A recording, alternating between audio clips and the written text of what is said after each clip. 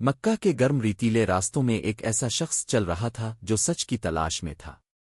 یہ تھے حضرت ابو ذر غفاری، ایک بہادر سچا اور گمراہ کن رسموں سے بیزار انسان۔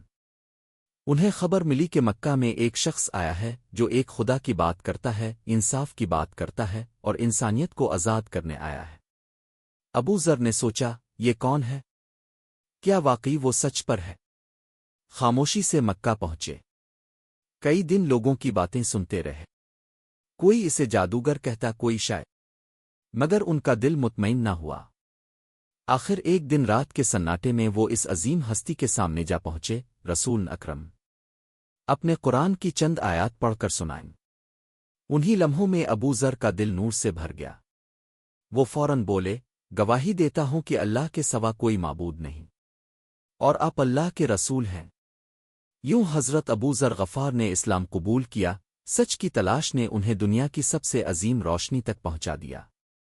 یہ ہمیں سکھاتا ہے، جو دل سچ کی طلب رکھے، اللہ اسے کبھی خالی نہیں لوٹتا۔